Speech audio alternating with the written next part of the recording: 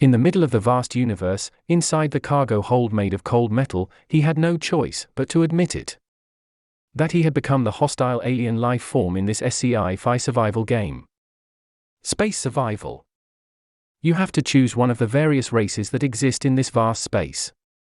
It's like a RPG survival game where you choose and evolve one of the many races in the vast space. Sometimes he's a metallic gremlin tearing apart human spaceships, other times he's a mutant monster slaughtering enemies in ground combat, or he become a hive mind leader conquering planets. He played all the nightmarish cosmic creatures, but he only had a real attachment to one race. The unidentified aggressive space morph, or UASM for short. He calls it the Amorph.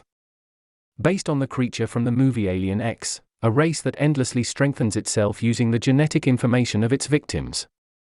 At first glance, it looks overpowered, but due to the insanely difficult early survival difficulty and the inability to communicate or cooperate with other races, it was the worst fringe race in the game. The reason it became his favorite was simple. According to your choices and will. This point captivated him. Introducing our protagonist, who found himself facing an unexpected system window. He embodied an enigmatic, aggressive space morph known as UASM, currently designated as a hatchling. His sole mission was survival, and he boasted hypersensory abilities as a consequence of selecting the UASM. He casually scratched his head, initially envisioning a resemblance to the alien figure he admired from Alien X, but he decided not to dwell on it for now. Out of nowhere, a sudden and intense itch compelled him to recline. To his surprise, he began shedding his skin, completely unprepared for the excruciating itchiness that ensued. However, his immediate concern shifted to hunger. He felt an insatiable emptiness that needed to be filled. So, he aimlessly roamed the spaceship. While surveying the supplies, he deduced from their appearance that the ship likely belonged to a powerful megacorporation or a formidable star union. Understanding that getting caught at this juncture would undoubtedly result in his immediate demise, he chose to harness his hypersenses. Scanning the supplies, he eventually spotted his sought-after treasure. With a graceful leap, he reached a vault protected by a passcode.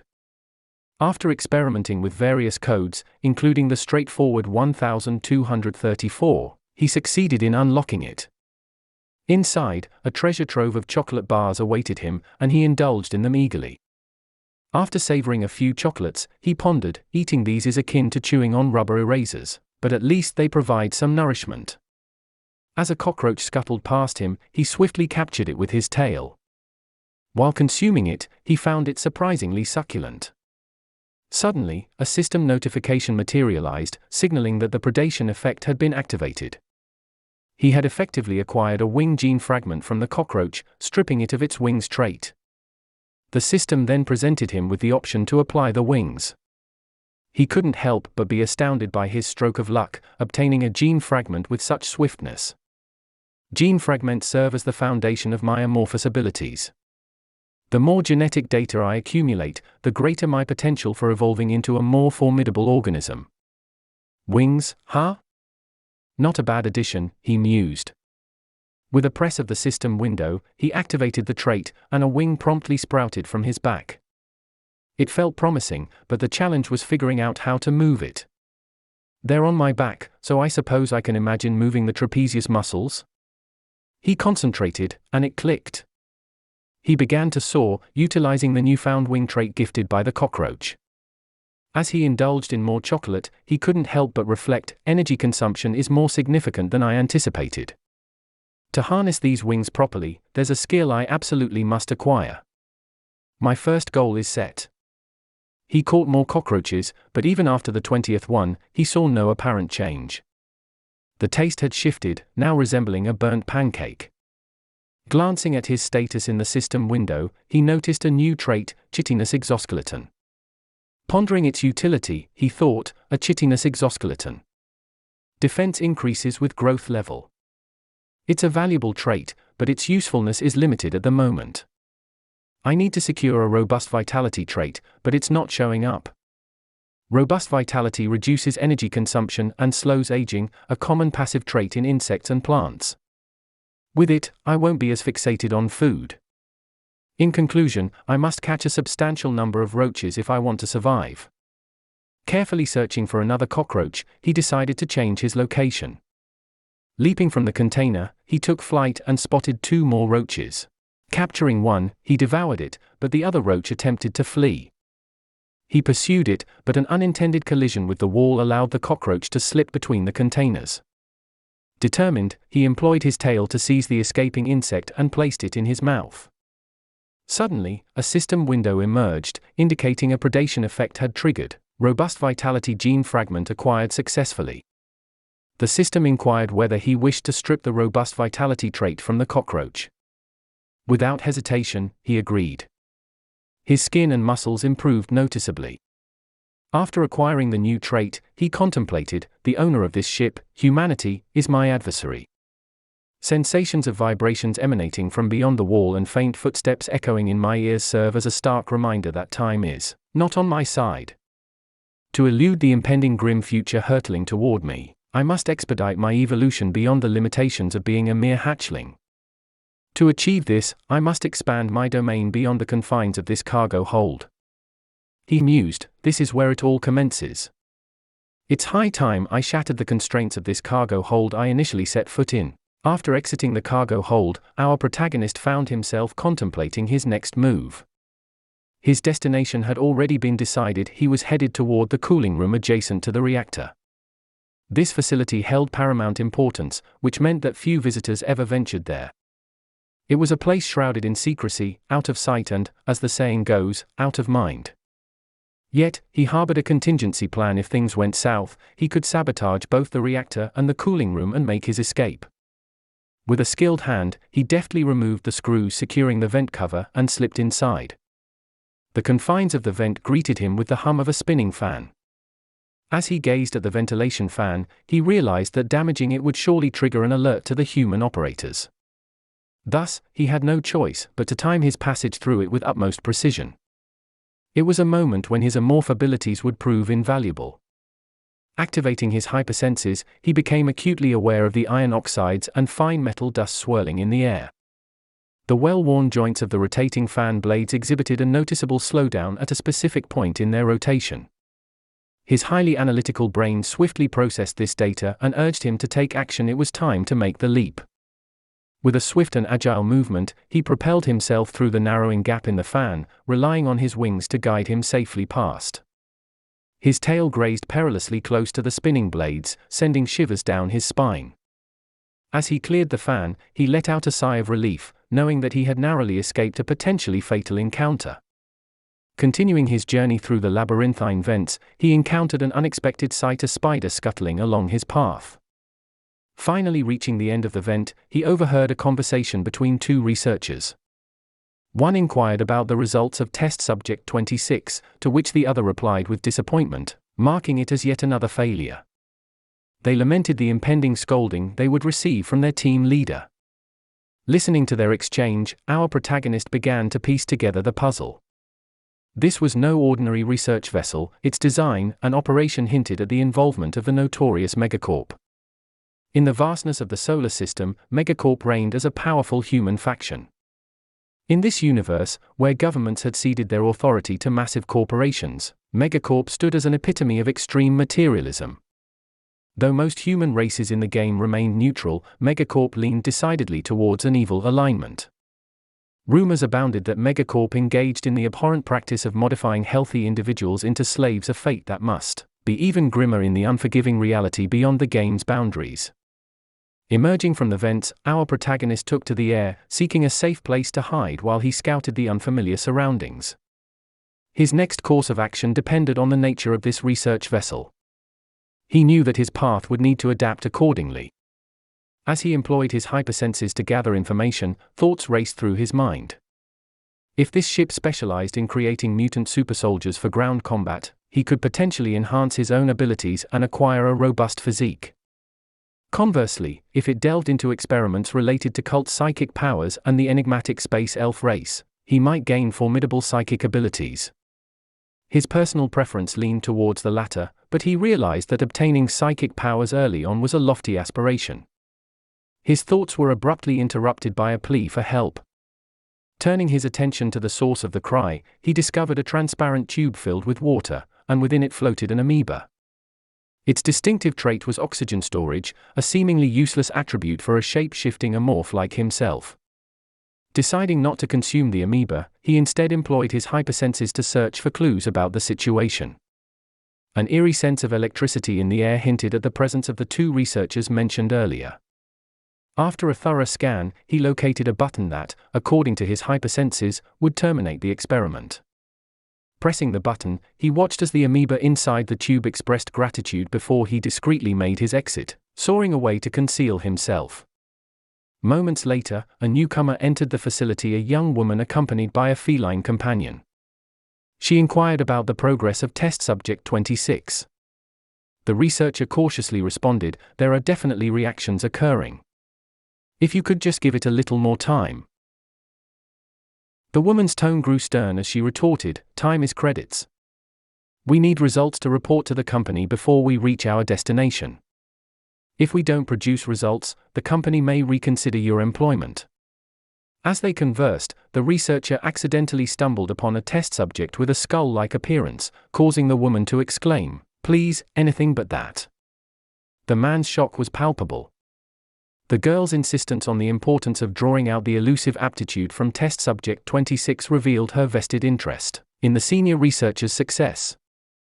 She emphasized that such a breakthrough would guarantee the senior researcher a promotion to at least the position of head researcher. Moreover, if all went well, it could lead to valuable connections on Mars' side, where there was significant interest in their project. As the discussion turned to the possibility of administering selonium, an awakening drug developed by the Star Union, the girl, still affectionately petting her cat, explained that they had not yet experimented with this specific drug. They had, however, already tested several other compounds with similar properties, leaving selonium as their final option. With a commanding tone, the girl ordered the immediate administration of selonium. The researcher expressed his concerns about the potential life-threatening risks without the presence of a neutralizer. Unbeknownst to them, our protagonist remained hidden behind them, silently observing their unsettling conversation. Despite the researcher's reservations, he began administering selonium to the amoeba in minuscule doses, ranging from 0.0 mg to 0.7 mg. The girl, undeterred by the cautious approach, urged the researcher to increase the dosage upon witnessing a reaction. She insisted on administering the full amount, even if it seemed excessive. The amoeba's cries for help intensified as it experienced excruciating pain. The girl maintained a sinister smile, hoping for a positive outcome. Our hidden protagonist watched in horror, unable to intervene, as the situation escalated. After the amoeba burst like a popped balloon, the girl departed with a cryptic statement, instructing the researcher to report any meaningful results to her. She briefly glanced in the direction where our protagonist had concealed himself, but found nothing. Still hidden, our protagonist couldn't shake the unpleasant feeling left by the amoeba's plea for help. He seethed with a growing anger, convinced that the girl with the cat had something nefarious in store. As he watched her depart, he couldn't help but harbor dark thoughts, "You'll be dead in a few days." The mystery of the research vessel deepened, and our protagonist's resolve to uncover the truth intensified. Inside the spaceship, there was a bridge that connected various facilities, and beneath this bridge, the amorph had strategically spread its saliva. This peculiar act had an unusual purpose. It allowed the amorph to feel as though the ship itself had become an extension of its body. Information was the most crucial asset in the ongoing war, particularly the knowledge of the enemy's whereabouts, activities, movements, and interactions. All of this vital information was relayed to the amorph through the liquid that now permeated the ship's passages. On the fourth day of his existence as an amorph, his nest was finally complete. Having finished constructing his nest, the amorph had been shuttling between it and the cargo hold for the past few days. During these excursions, he caught roaches and spiders for sustenance and kept a watchful eye on his target, gathering valuable intelligence during the gaps in his daily routine. Currently, the amorph lurked within the vents, observing a young woman named Kisaragi Yujin. She was consistently leaving at the same time, and she held a pivotal role as the research team leader aboard the ship. Despite her frail appearance, she was the most influential person on board and a significant threat to the amorphous survival. 2 days ago, an incident had occurred where a test subject had managed to escape. Amidst the chaos and commotion among the other researchers, Eugene had astonishingly created a tracking device within 2 hours and successfully recaptured the escaped subject. If that subject had used the ventilation ducts, the Amorph would have been in grave danger as well. This incident had heightened the Amorph's sense of urgency to eliminate Eugene as soon as possible. The girl suddenly looked toward the vents, sensing an unusual presence. Her colleague inquired if something was amiss, to which she replied dismissively, attributing it to nothing more than her imagination, urging them to hurry along. Retreating slightly to avoid detection, the Amorph contemplated Eugene's unusual perceptiveness. He couldn't help but wonder if she possessed psychic abilities. Psychic powers were an inherent trait of the cult race, encompassing abilities such as ESP, telepathy, and mind control. While such powers were akin to superpowers, rare individuals among humans were occasionally born with psychic potential. Back in his nest, indulging in chocolates, the Amorph pondered how to deal with Eugene. She was constantly guarded by armed soldiers in a state of high alert, making it challenging to approach her directly. His status window revealed a new trait: paralyzing venom. It was a perfect asset for someone with his weak physical form, as a single drop could easily immobilize an adult human for 5 minutes. However, using this venom required a one-on-one situation, which was difficult to achieve with the ever-watchful soldiers around. With these thoughts swirling in his mind, the Amorph realized that merely contemplating the situation wouldn't yield answers. It was time for him to take a break from his nest and perhaps seek a solution elsewhere. With a chocolate in hand, the Amorph made its way to the facility where the amoeba was imprisoned. As it approached, the Amorph greeted the amoeba, remarking that it looked better than the previous day and that it had brought food once again. The amoeba expressed its happiness, and the Amorph carefully placed the food inside the tube, allowing it to flow into the amoeba's containment.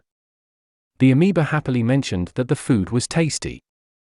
As the Amorph considered the situation, it wondered whether this particular bubble amoeba had unique abilities or if there had been a change in its race. Then, it recalled something important: the girl, Kisaragi Eugene, had a cat. This cat seemed to have a strong attachment to her, and the Amorph realized that if the cat were to die, it might expose a significant vulnerability in Eugene. Additionally, the Amorph noted that the cat often remained alone in the room, except when her owner called her. This presented an opportunity to use the cat as bait to lure Eugene into a vulnerable position. The scene shifted to the cat, named Caesar, who was in the room. Caesar wiggled his tail and yawned, seemingly in a contented state. The Amorph, observing from the vents, thought about the cat and Eugene.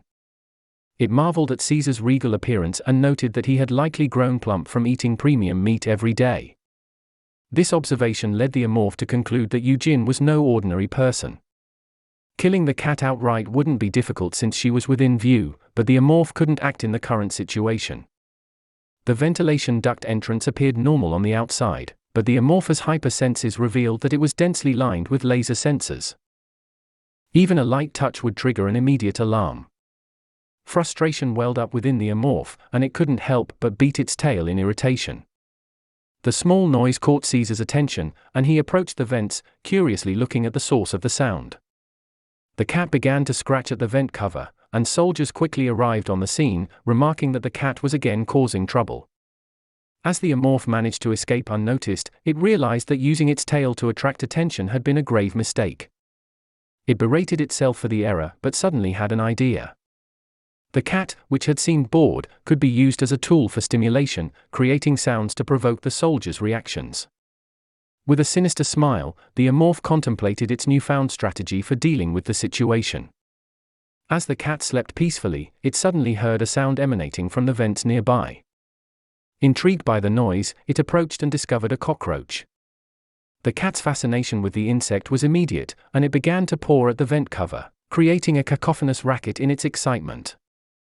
To everyone's surprise, the cat's actions were remarkably effective, and it managed to break open the vent cover.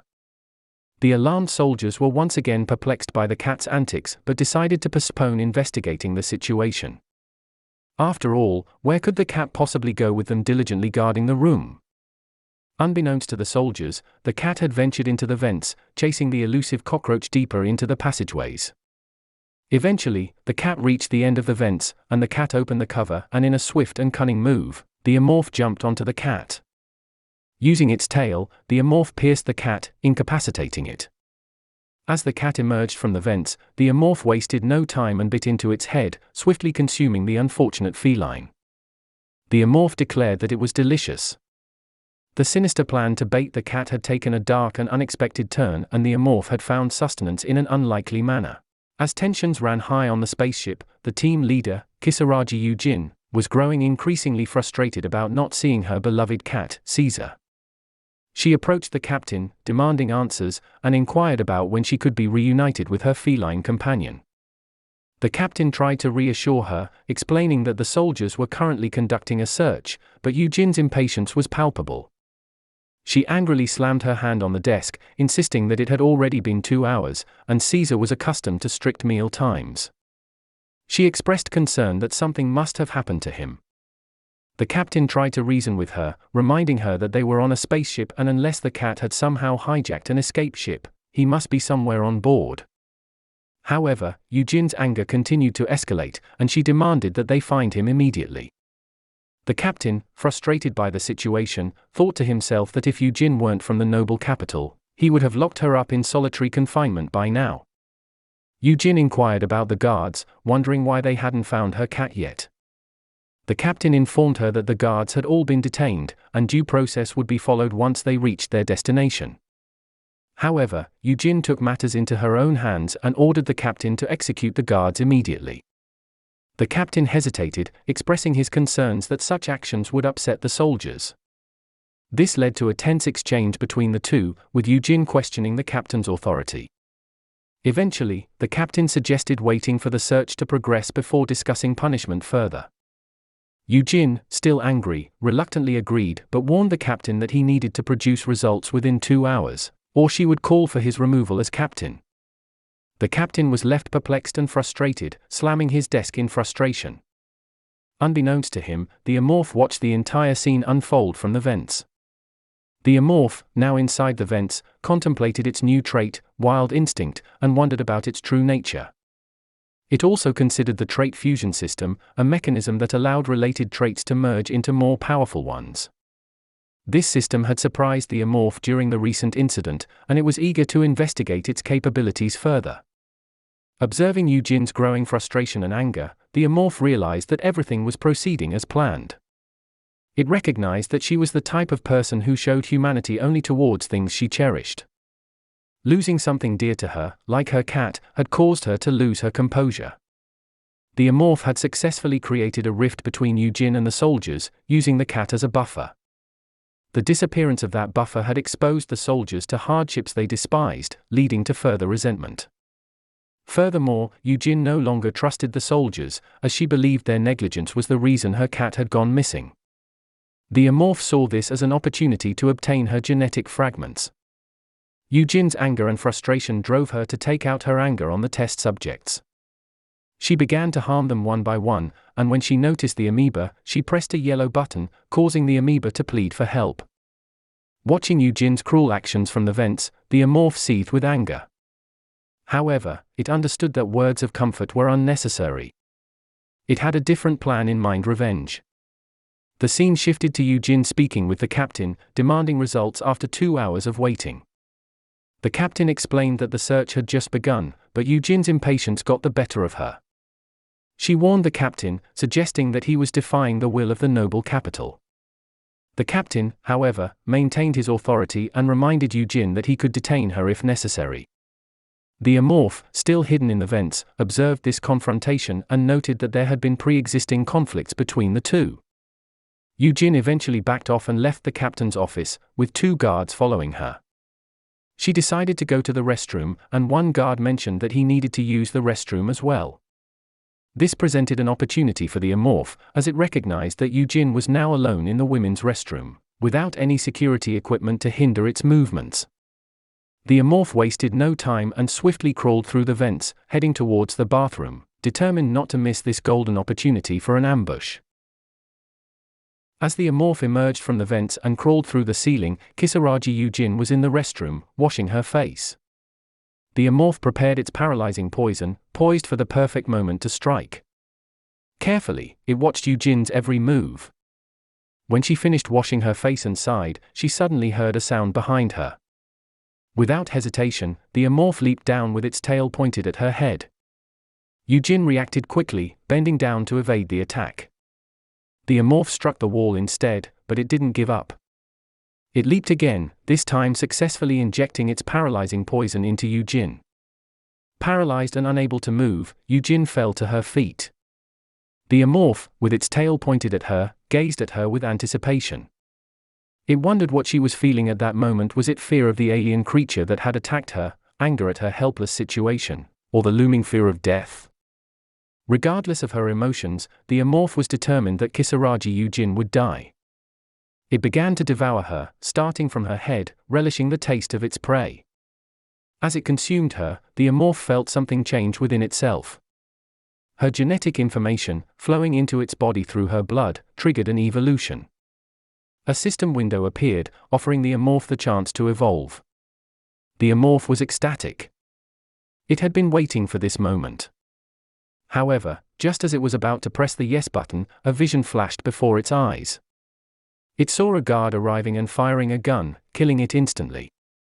The amorph was puzzled by this vision and wondered if it was related to its new predator instincts. Realizing there was no time to contemplate, the amorph decided to hide. It crawled behind the guard and used its tail to pierce the guard's helmet and head, killing him instantly. With the threat eliminated, the amorph knew it had to return to its nest quickly, unsure if there were unexpected tracking methods in place. Back in its nest, the amorph used its hypersenses to scan the surroundings for any potential threats. When it determined that the area was clear, it finally answered the system window's prompt, confirming its desire to evolve. The evolution process began, and the amorph felt its body start to change. During the transformation, the amorph couldn't help but think about how peculiar the sensation was. It felt as if it were becoming an entirely different entity. It compared the experience to having memories from the fetal stage. It couldn't open its eyes to witness the transformation, as it had lost all control over its body since entering the cocoon. Inside the cocoon, the amorph waited patiently, feeling the fluids rebuild it into something alien. Then, the cocoon cracked, and a purple hand emerged, followed by its feet. The amorph had transformed into a creature resembling a xenomorph, with sturdier teeth and a haunting screech. It had evolved into a more formidable and terrifying form, ready to face the challenges that lay ahead. Did you find the story enjoyable? If so, please consider liking and subscribing to my channel for more exciting content. In the next video, we'll continue this captivating story. Thank you for watching, and peace out.